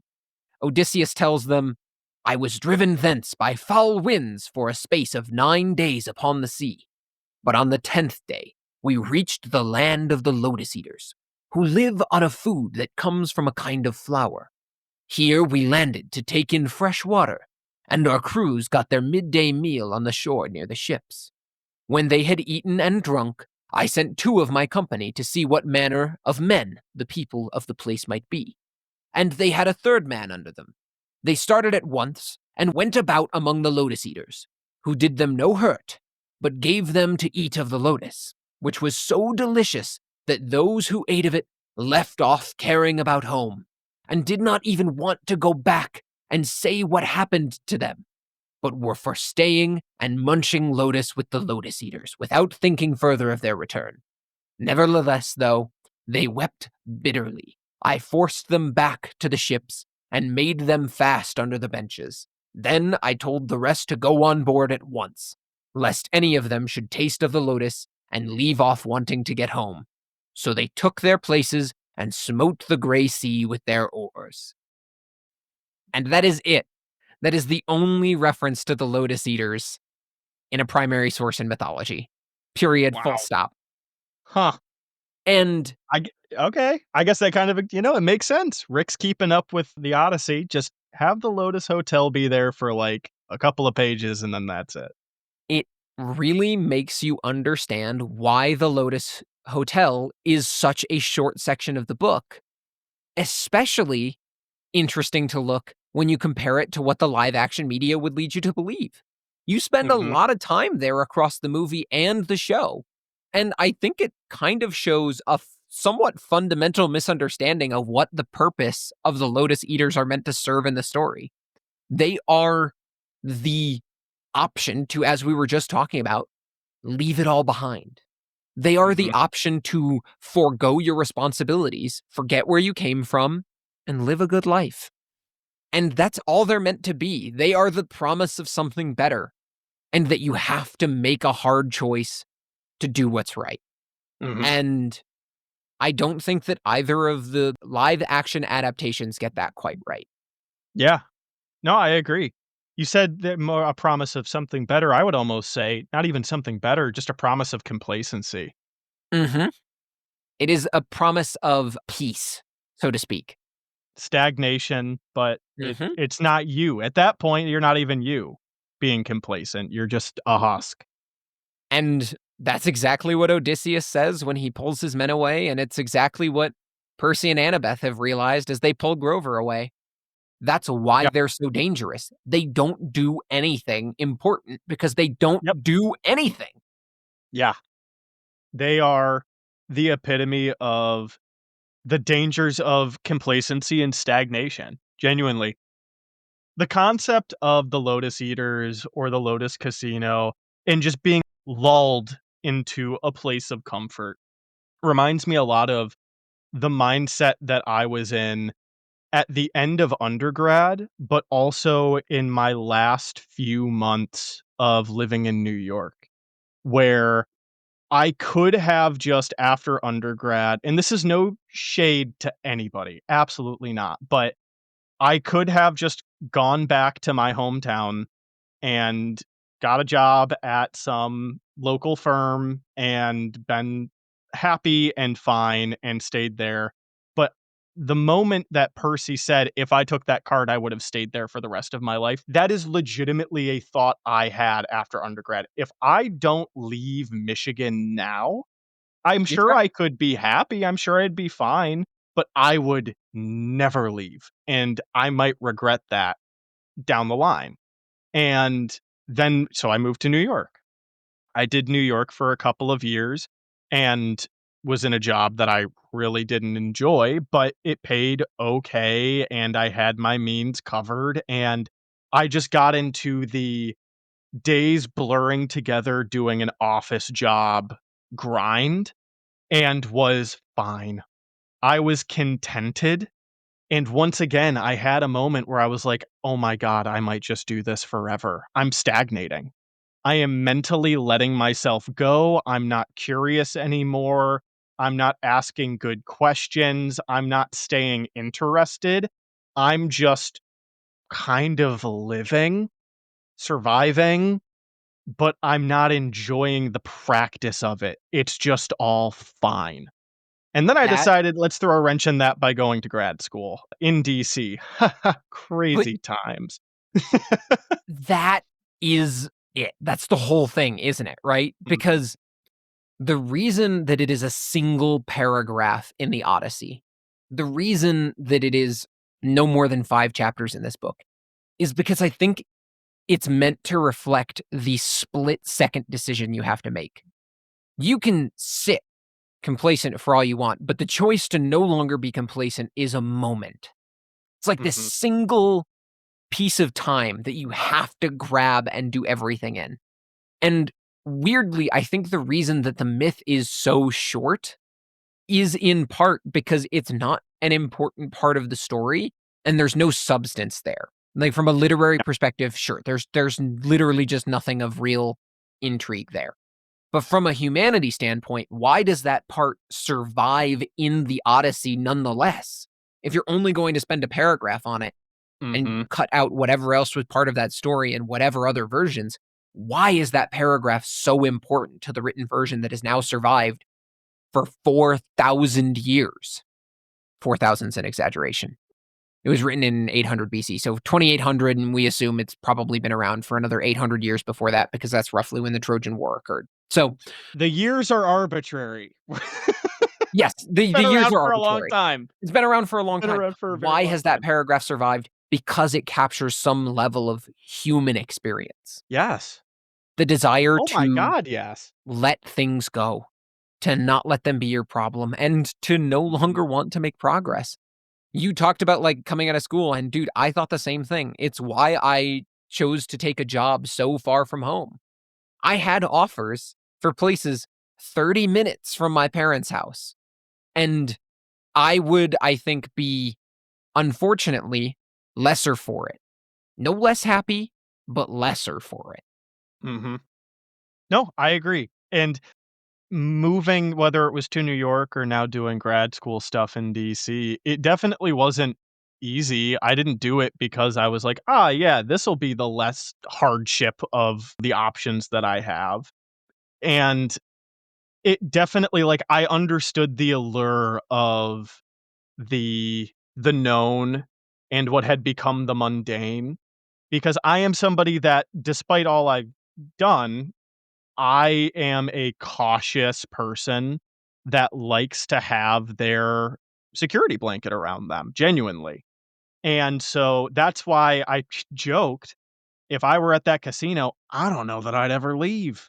Because that mode, that sense of, I feel good right now. I don't need anything else. I can just let the days, the weeks, the months, the years go by and be fine. That is my default. And I mean, truthfully, feel free to disagree. I feel like that's kind of the default for just human nature. Yeah, I can't disagree. I think you're pretty spot on. Mhm. I think the last kind of interesting comparison you could make is what's really cool then is the thing that eventually drives Percy to leave is genuine human connection. Yeah. Yeah. It's a desire to do right by others. And when you look at his companions, Annabeth, really outside of Percy now, and maybe Luke, has basically no connections. No one that she, at least so far as we've been told in this book, really wants to get back to. So she's content to just be independent there and live happily in solitude. And Grover, who, yes, it is played off as a joke, and I'm about to take this way too far, so my English major hat is definitely on. But what is he experiencing while he's there? Just wrath.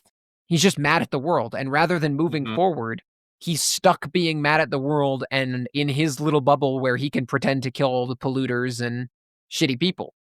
Power to him, I wish he could, but pretending to do it in a hotel isn't solving anything, it's just making him feel better. Yes. Percy actually has something that he needs to do. He has to leave to make progress, and that's why he's the one that gets out and gets them all Mhm. out, and Yeah, that's cool. it is cool. There's definitely a greater metaphor to the human condition there. But that's it. There's no gotcha moment. That's the whole thing. Don't have fun facts about lotus flowers or anything? I could tell you that we have no real understanding. Well, not no real understanding. We have a split understanding of what the lotus fruit actually is. We know that it comes from flowers. So scholars are actually split between whether it is a flower from a different plant on land that is native to the region of Tunisia, or if it is the actual lotus, like lily pad flowers. Could be either, but Hmm, lost to time what it actually is. I see.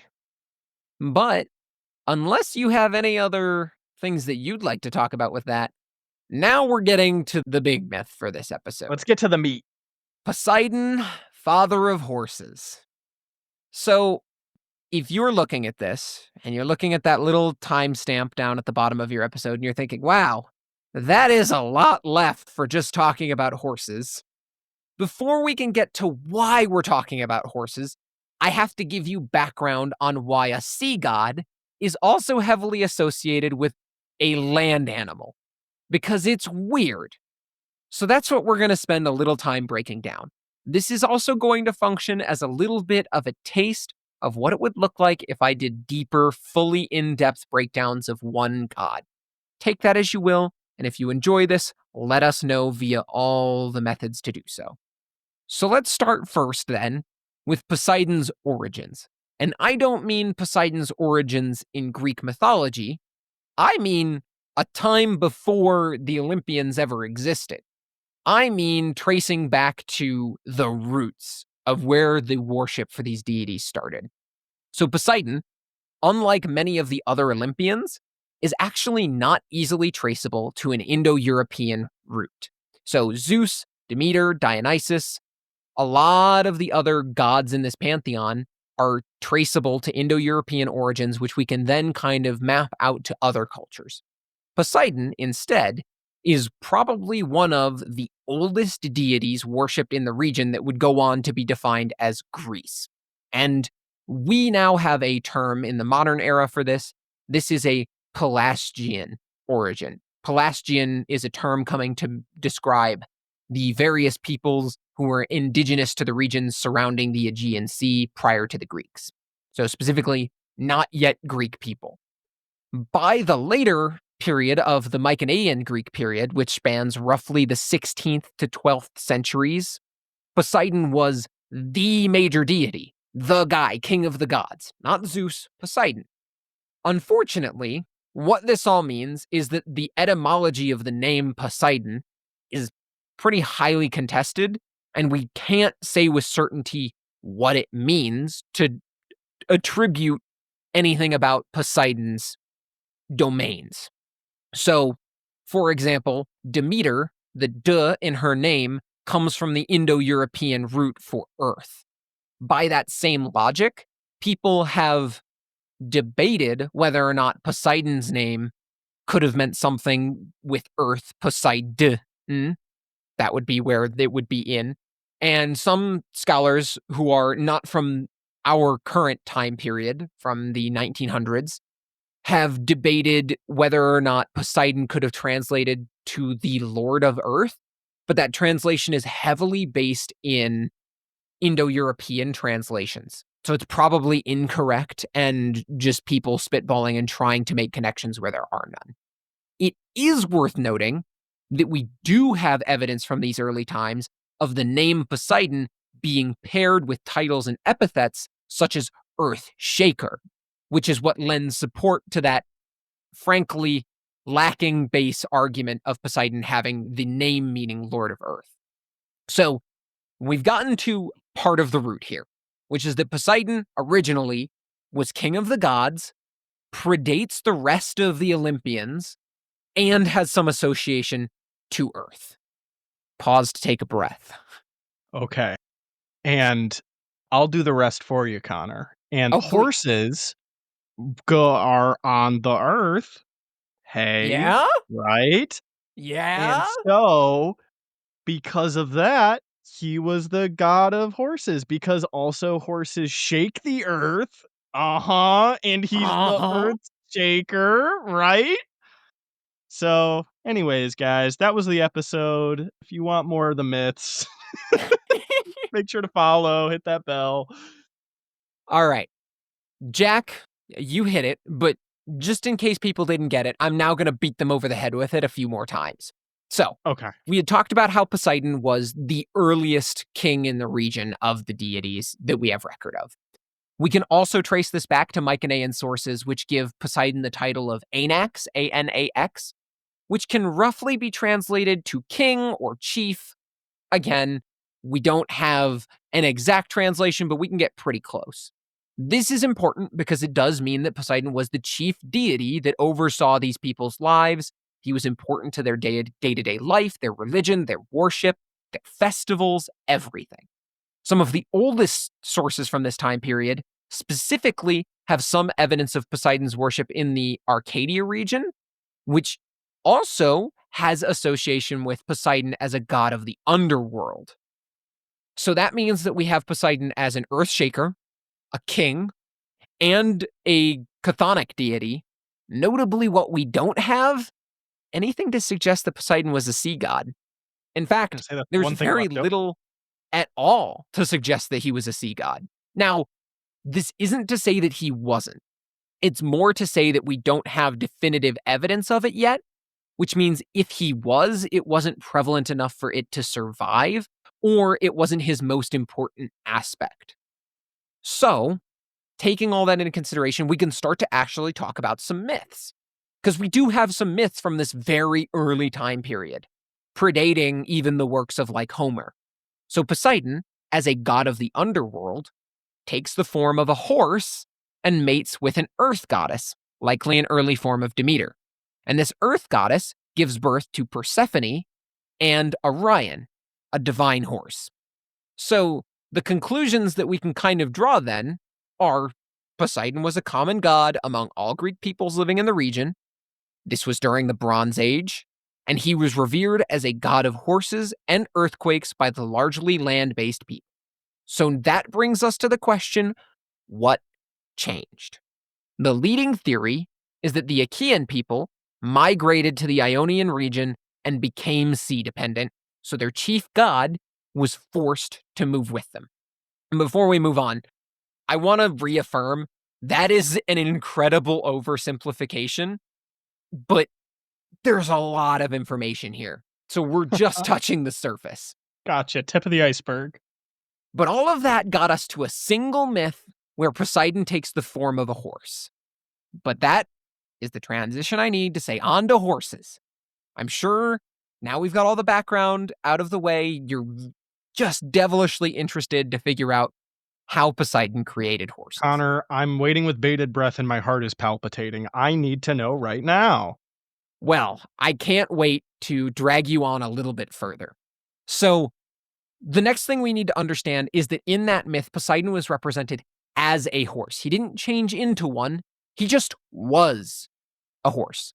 A lot of these peoples were animistic, meaning that they believed in the spirits of things around them, whether that be important bodies of water, places, animals, etc. Everything had spirits. And so Poseidon was sort of the spirit of horses. And in those very ancient times, before Poseidon was god of the sea, horses were related to the underworld and were believed to possess the ability to create springs. Just as a certain god that we might know of will eventually become known for creating springs by striking rocks with his trident. See our earlier myth section on the contest of Athens.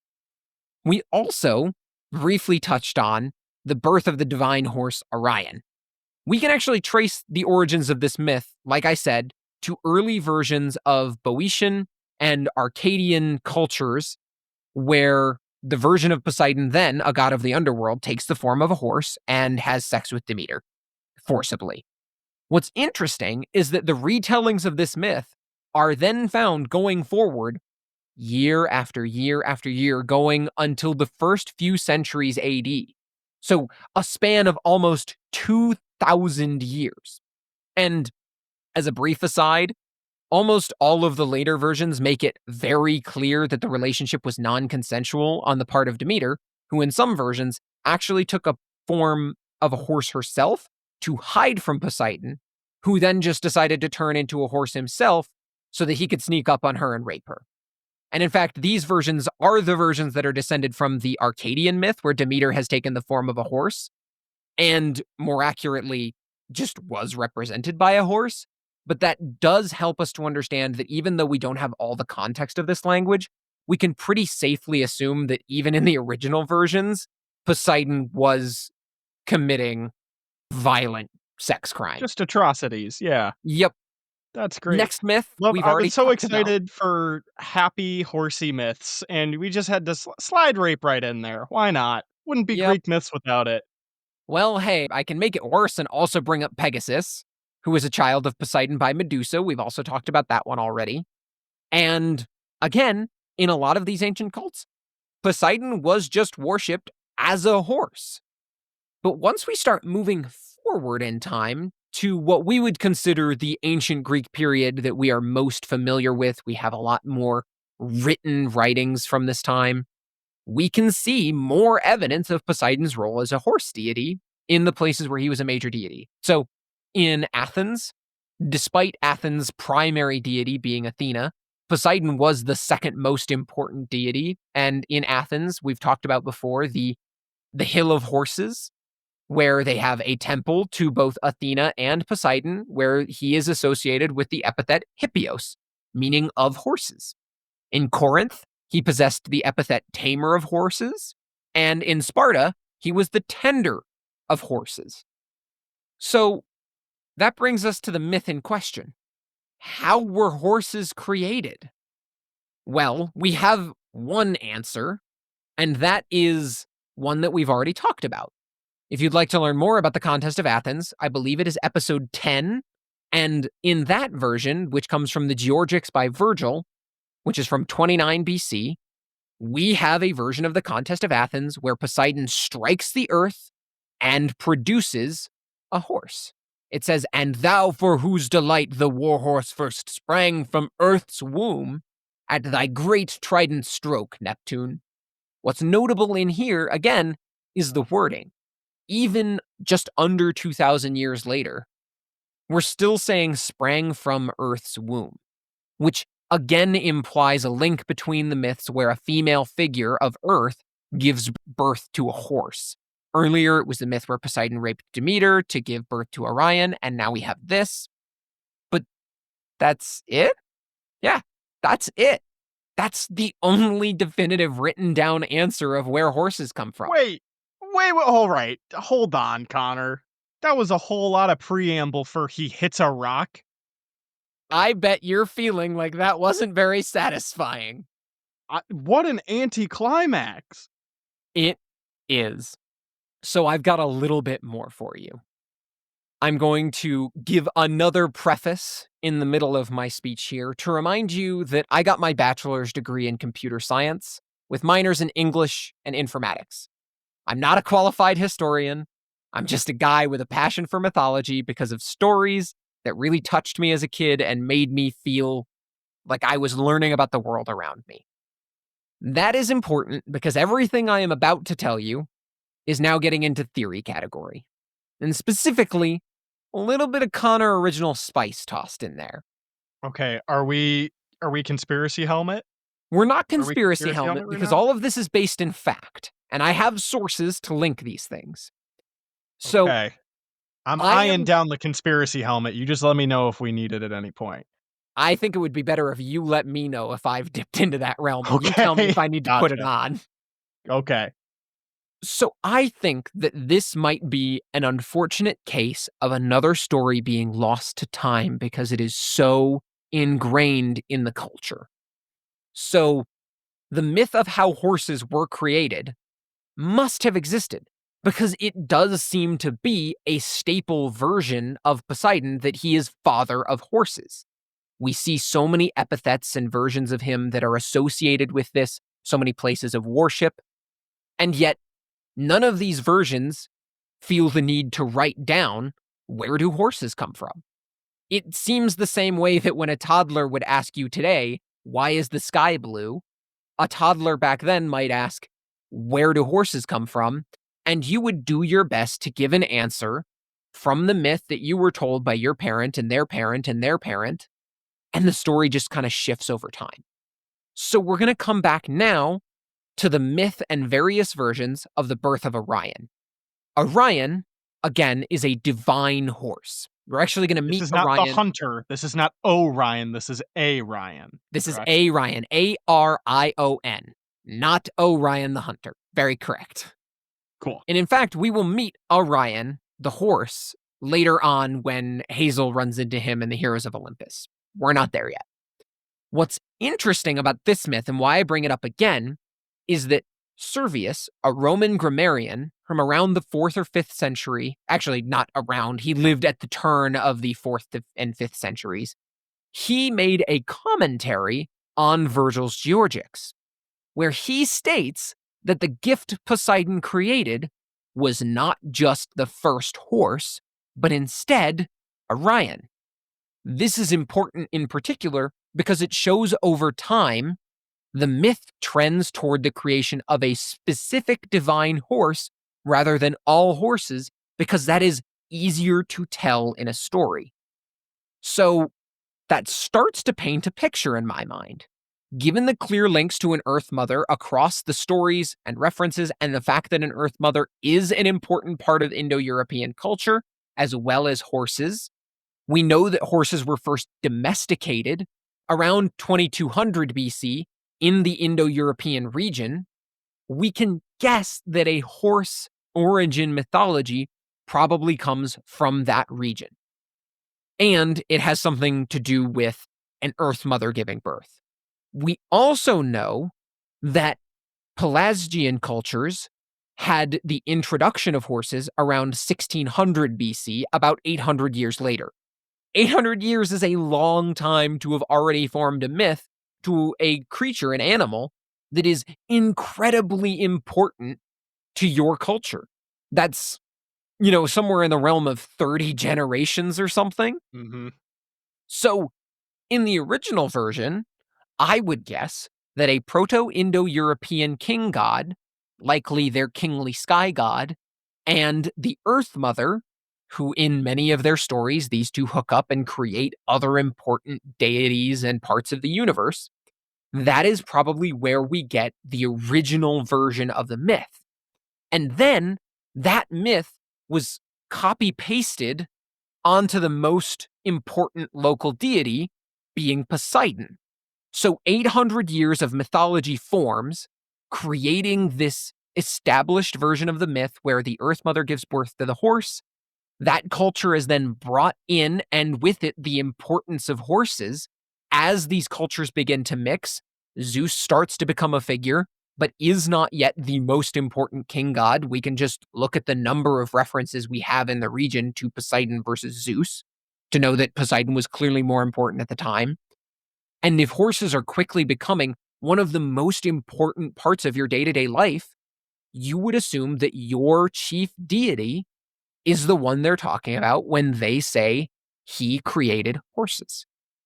And that would explain why we don't have a definitive first version or any version, because it was just such common knowledge for 800 years before most of the rest of the pantheon would form into a cohesive thing. Mm-hmm. What do you think? Did we toe into conspiracy helmet territory, or does that all make sense? I think it makes sense, but I think you're complicating things a little bit, Connor. I have a Yeah. theory of my own. Mm-hmm. I have not researched this, and truthfully, I am entirely ill-informed when it comes to the anthropological traveling of stories between ancient groups. But consider this, Connor, okay? Mm-hmm. Horses? Think about it. I think it's the rest is self-explanatory. All right, guys. Well, that's the end of the podcast. You you can Jack cut has that if summed it you up really want. well. He's taken my job from me. Yeah. So I think as retaliation, I'm going to take your job from you. Because if you remember from last episode, I said I was going to talk about the most important myth in this chapter, zebras. That's true. I've done research on the question that everyone really has. Mhm. Are Are they zebras black with white horses? stripes or white with black stripes? Oh, no, philosophers will debate that one until the end of time. I Oh, don't want to dip alright. my toes into that water. That's fair. That water's piranha infested, and I'd like to keep my toes intact. You're not trying to get canceled and catch a case, I understand. I am not trying to get canceled. So let's talk about why zebras aren't horses, but are horses, but aren't horses, but are horses. Okay. So are zebras horses? Short answer, not really. Long answer, they're both part of the equidae taxonomic family, which contains 3 living species: horses, zebras, and asses, which means that zebras are as closely related to horses as you can get without actually being horses. Except, oh wait, the family classification of equidae, or equity, is also known as the horse family. So they're not horses, Mm. but they are horses. You catching my drift Yeah. here? Yeah, it's like the rectangle square thing, Except if right? squares were just also squares. If squares were also squares. Yeah. Huh. Interesting. Okay. So I I guess don't why the know. difference? I guess they can't breed together, right? That would be it. Isn't that the biological reason? That is, well, so because they're all in the same family, I don't know if they can or can't. I didn't do that much research, but donkeys and horses can mate and make mules, but then Yes. mules are They're sterile. sterile. So presumably maybe horses and zebras could make sterile offspring. I think zonkies are a thing too. Like zebra That would make donkeys. sense. Now, there are some important conclusions to draw from this, notably that Percy can also talk to donkeys. He can talk to asses. He can He's son talk of the to ass asses. god. So you can add to the list of things he can talk to boats, fish, sea mammals, horses, and asses. Anything under, yeah, the family Equidae, which includes asses. He's the ass whisperer, He destined for is the greatness. ass whisperer. And that What a high note actually we're ending is on. the end of today's episode. I hope Great, you've all wow. enjoyed. I can't wait to trudge on and with this new information in tow. I am, in all seriousness, I'm now like I'm vibrating in my chair right now. I am so excited to get into the underworld. The I underworld am arc gonna is hold it really against fun. you if we are not in the underworld by the end of next chapter. I hold on. I did specifically mention that we are going to get literally to like the very threshold. If they are in the underworld next chapter, it's by like 3 steps. Well, I'm trying to get there. I don't want any more. I want to be in it. That's what I want. So this next chapter, it might get some scathing reviews from me because I'm tired of waiting.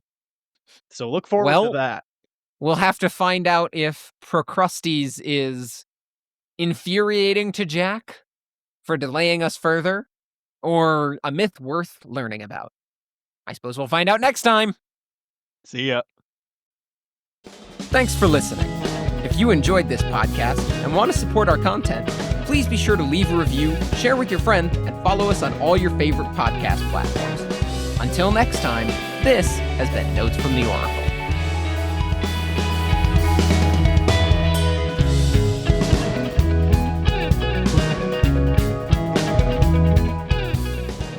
What did you think of my hot take on horses? That one took so much effort to research, you have no idea. There's so fucking little actual information. Connor, I want you to know, the entire time you were talking, I was picturing you in a room with a single light bulb dangling overhead, red yarn all over the place. Cork boards with pictures and dates, newspaper clippings, and you're walking around, you're sweating. You're in a fugue state right now. That is exactly what I was picturing.